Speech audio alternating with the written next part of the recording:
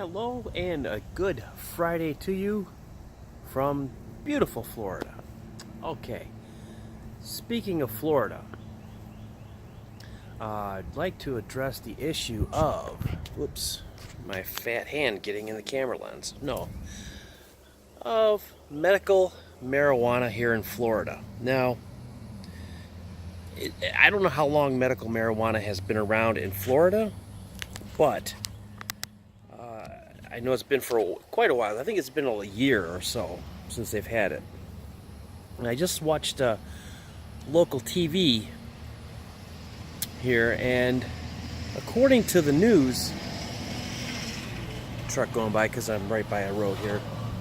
Even though it looks like I am in my backyard, but even though it looks like it's pretty spacious, there is a road right behind me here that tends to give a little background noise. But, as I was saying, I saw on TV the other day that they have a lawyer out here who goes by the name of John Morgan. John Morgan, in my opinion, is a nice guy. I don't see any problem with the guy. He's the one who pushed the medical aspect of marijuana through the state legislation here in Florida and got it to where it's at today.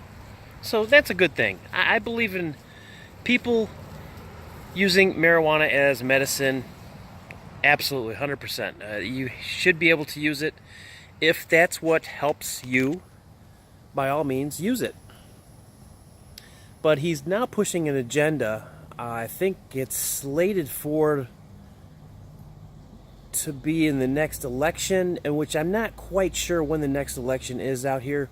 But it's slated to be on the ballot to go recreational, 100% legal.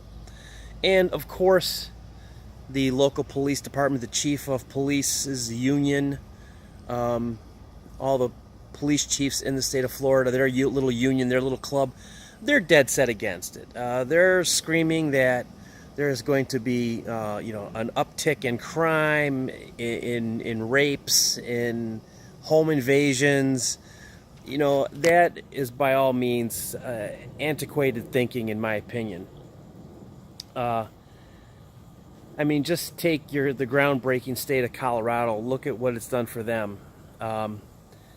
The legalization of marijuana in general has and could save a state that is, completely bankrupt, such as Illinois, Michigan, states like that are in that kind of oppressive financial straits right now, if you will. And so I'm thinking that there's two sides to Mr. Morgan's plea. I think he truly does want to have legalization of marijuana just to free up some of the court time, to free up some of the jails. When you throw a guy in jail for a quarter ounce of weed, that's petty, okay? Jail was made for people who commit crimes, not people who just want to smoke a joint and have a good time. To me, it's no different than beer, except for it doesn't give you attitude. I've never run across anybody who's getting high and decided that for no reason they just want to start fighting you. I've seen that in bars all across this great land of ours.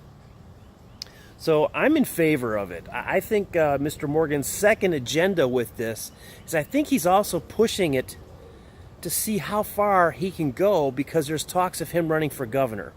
Now, I don't know much about the governors of the state of Florida because I've only been here for about 2 months.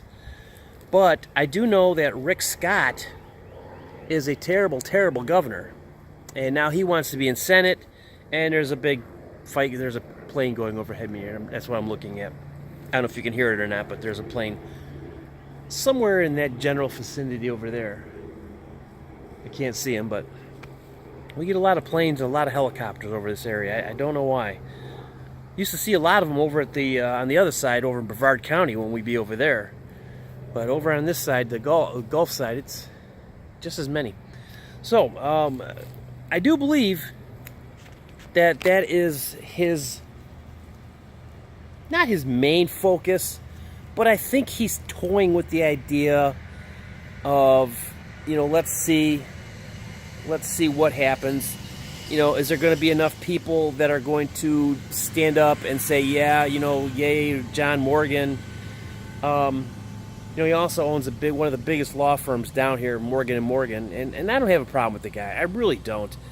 I did hear a story that the reason that they pushed the medical aspect of marijuana through as quickly as they did was because when he started to champion the cause, it was due to the fact that his elderly mother was suffering from cancer. And, come on, you're a lawyer, a high-priced lawyer. You don't want your mom going to jail for smoking a joint here and there. But whatever his case is, I have no problem with John Morgan. I have no problem with the law offices of Morgan & Morgan, and in no way am I doing a commercial for them, although it does sound like I am.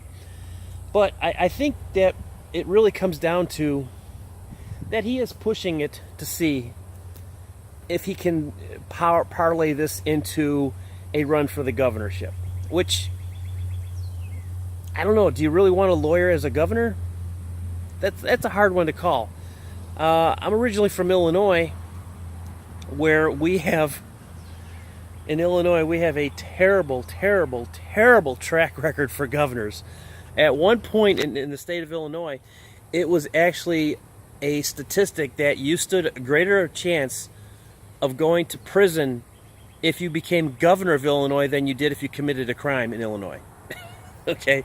I mean, we've had some winners, back in the 70s we had Dan Walker, who was caught in a corruption sting. Then there was Blagojevich, who's still currently in prison trying to get out for his trying to sell the seat, Obama's Senate seat, which I don't understand that one. And then there was, the old guy. I can't remember his name.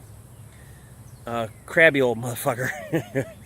He was selling driver's license, CDLs, in exchange for votes, and he was forcing the driver's license bureaus to do them. George, I think his first name was, but just a horrible, horrible track record in Illinois for the governors.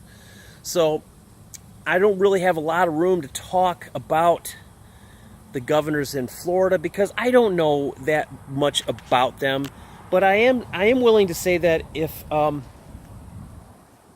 Mr. Morgan does run for governor in Florida, I would probably most likely vote for him. And not just because he wants to legalize marijuana or anything like that. Granted, I believe highly in the legalization of marijuana. I believe it should be. I think it's a petty crime that, well, if you do your research on the subject, it started back with Nixon. It's just now coming to light that Nixon used the DEA, which he created, and oddly enough, his most famous faux pas was making Elvis Presley an honorary DEA agent, which is hysterical. Because if you ever see that, oh, sorry about that, I got some light blaring on there. But if you ever saw that video or that picture, the famous picture of him handing Elvis his DEA badge. It has been stated before and time again that Elvis was stoned out of his mind when he was there. So, but Nixon did parlay the DEA as a way to rid the world of, as he put it, hippies and blacks. And you can't stop people from being people, so how do you stop them? You create and enforce a bullshit law that is going to affect those people. Therefore, Nixon wanted the blacks and hippies out of his hair, and he started persecuting them for marijuana possession. And of course, other drug possession back in the 60s and 70s was prevalent also. So he used all that. But, besides the history lesson, I believe it should be legal 100%. It should be taxed and regulated like beer and alcohol.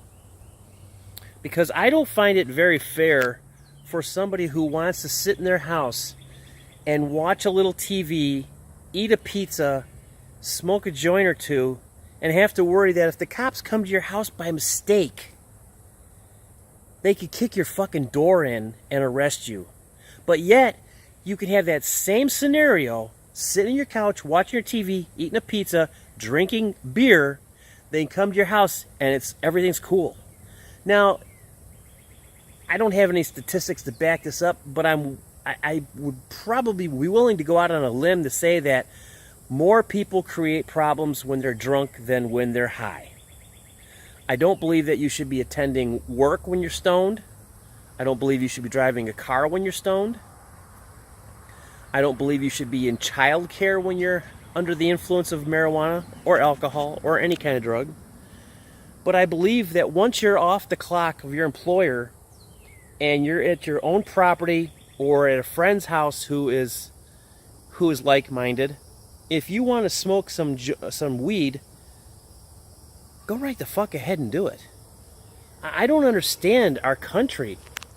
I mean, for years people have been saying to our government, look at Holland, Amsterdam, and in that area. Look at what they've done. They don't legalize it; they tolerate it. You have sectioned off little areas, which, by their own standards and their own statistics, crime rate has dropped in that area. So, I don't understand it. I believe that it was put on this planet by the Almighty God Himself, and it was put on this planet to be a cure, to be a medicine of sorts, of a natural form. Now, the problem I see with legalization of marijuana is my incredibly smart, wonderfully beautiful, talented wife, who has the incredible ability to see into the future. I swear sometimes she's of an alien race or something, because she can read people and she can see into the future by years at a time and predict it almost exactly.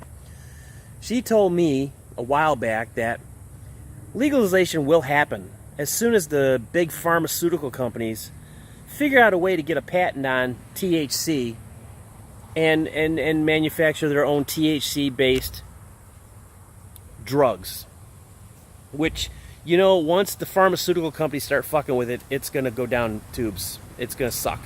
You're not going to have any, there's going to be nothing to it. So I think we should just keep it as, for the time being, just as a medical marijuana standard. And, because those guys are running these dispensaries, they're running them right. They're doing it right. They're taking the time to, ensure that the product is good and high quality, which I think the pharmaceutical companies aren't going to do that. I think what the pharmaceutical companies are going to do is they're going to bastardize it, and they're going to start cutting corners to make it cheaper and cheaper, but raise the price every year. Because sorry, there was somebody over here looking at me off the street. But as I was go back to my wife predicting it, she stated this, that once big pharmaceutical gets their hands on it, then it'll be legal once they get their patents. Well, some time ago, it was announced that some pharmaceutical company, it escapes my mind which one it was, that they actually had petitioned for a patent on THC, which I think is wrong, because that's like me getting a patent on this tree behind me. That's not my tree. That was put here by God. That was a natural substance that was here. That I can't get a patent on that. But there's so many politicians in bed with Big Farm that it's going to pass, and they're going to get their little THC patent, and then they're going to start hitting the dispensaries of the medical marijuana sectors out here. Now, here in Florida, we have several of them in the area. I'm not exactly sure of the exact count that there is, but I do know that there's one, I believe, in Clearwater, and there's one in Tampa, and they do a pretty good business from what I understand. I think there's also one near Hudson, Florida somewhere. Not 100% sure, as I am not a medical marijuana patient as of yet. I do intend on becoming one, only due to the fact that I suffer from some ailments that I believe that marijuana is beneficial. I had broken my back in, was it 91 or 92, and I crushed 2 vertebrae above the break. The other vertebrae in the middle was broken. And, you know, the doctor's first response to it was, you know, put them on opioids. And that's what they did. And the unfortunateness of it was I was on Vicodin ES, which is, at that time, was the most potent Vicodin you could possibly have. And the doctor who gave it to me, I'm sorry, there's somebody standing in front of my house and I don't know what they're doing. But they're just there. Maybe they're just fascinated with the fact that somebody's out here talking in the middle of the field to their phone. Could be, I don't know. But these doctors, excuse me, the doctor that I went to go see was a corporate doctor. He worked for the company that I worked for when I was hurt. And his answer to everything was, here's your bottle, 30 pills, see me in 2 weeks. Every 2 weeks, the man never examined me. He just asked me, how do you feel? And I'd say, well, you know, I'm hurting. Here's your bottle, 30 pills, see me in 2 weeks. That was all he ever did. That lasted for, I believe, 8 or 9 months. And then, excuse me, and then when the time that they thought that it was done with, I went in one time, how do you feel? Well, that hurt really bad. Okay, well, take aspirin. Bye. And, you know, and at that time, I did not realize it, but I had become not highly addicted to these pills, but I became, extremely dependent on them, whether it was psychological, physical, whatever. But I do remember the first weekend that I didn't have them, the girl I was dating at the time said she came over to my house 4 times in that weekend, and I don't remember her coming there once because I was in such agony and such pain. I was going through withdrawals, but I didn't know that. And I called this doctor up and I said, hey man, I'm having problems. I'll take aspirin. I said, no, you don't understand. The aspirin doesn't help. No, just take aspirin. He actually told me, take aspirin and do a shot of whiskey. This is from a doctor. Oh, just take a shot of whiskey and just chew on a bottle of aspirin. You'll be fine. Well, you know, I was sweating profusely. I was almost convulsing. I was dry heaving. And thank God it only lasted for about 4 days and I started to feel better. Well, then I started to medicate myself with marijuana. And I found that taking and smoking a joint or two when my back was bothering me helped me much more than taking the Vicodin. The Vicodin would lay me out cold. I mean, I'd take 2 or 3, honestly speaking, in the beginning I was taking 2 and 3. Towards the end, I was, they were like on a Pez dispenser, just bang, bang, bang. I was taking 7 and 8 of them in a 10-hour period, which you don't realize how bad your problem is until it's taken away from you. And well, you know, and thank God that they stopped me when they did, because I probably would have been out scoring heroin or something. You know, I don't know. But, you know, I haven't touched any kind of hard pain pills like that since 91 or 92, whenever it stopped. Another big truck going by. So I'm 100% in favor of medical marijuana. Excuse me. I believe that it should be completely legal also. I think that as an adult over the age of 21, if you want to sit down in your house and you want to smoke a joint or do a dab or you know, do a bong rip or whatever it is that you want to do, I believe you have that right to do that, as long as you're in your own property and you're not hurting anybody.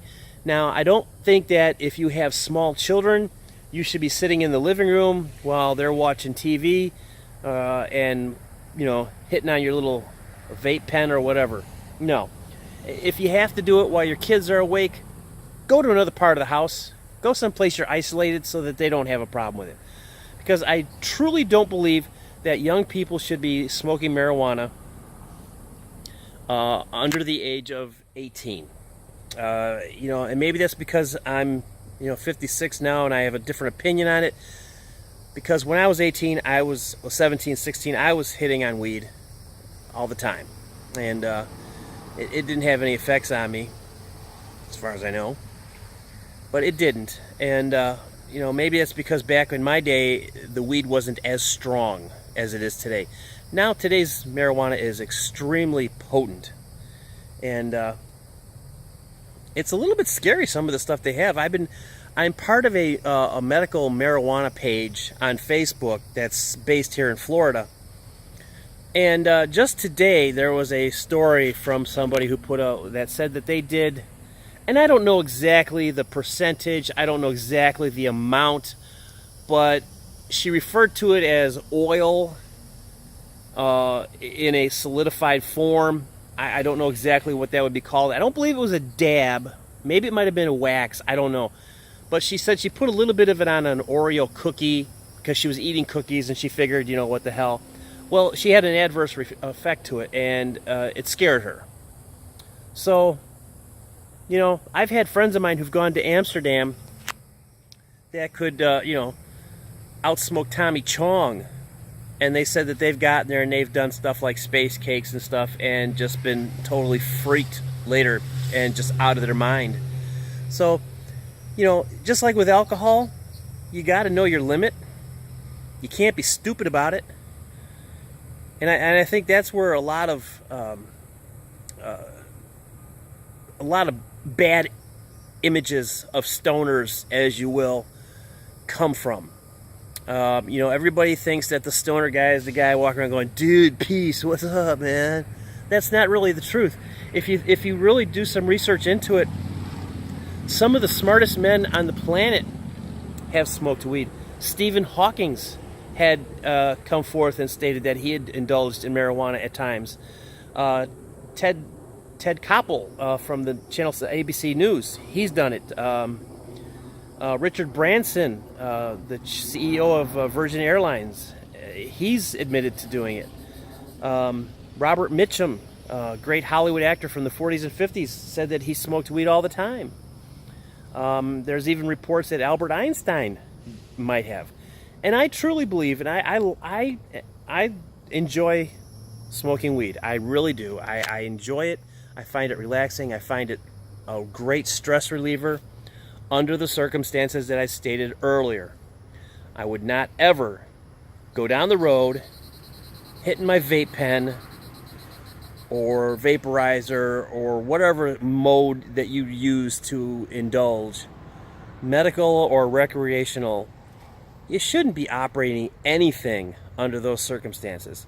So, with that being said, that has been my views, and my views only, on the state of medical marijuana in the state of Florida, because that's where I live now, so I have to go by that. I could care less what happens in Illinois now.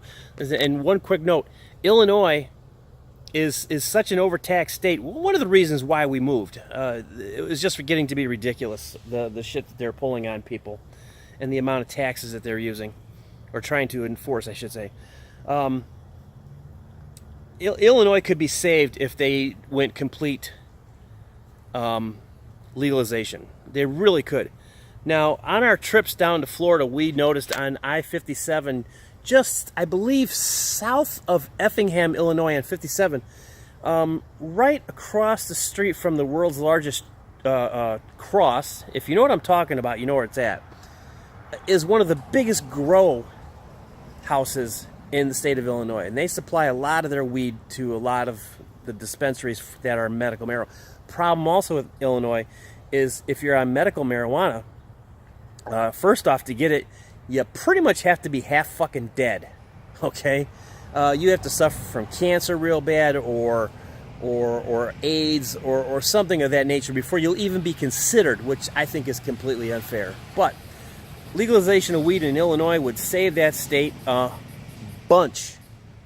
It would bring in tax dollars, and it would get them out of the hole that they're in, because pretty soon Illinois is going to be up for sale, and I have a feeling Wisconsin is going to be the first one trying to buy it. So, but with that being said, those are my views and my views only. I do appreciate you taking the 25 minutes to listen to me ramble on. And if you like what I've got to say on my other channel, my other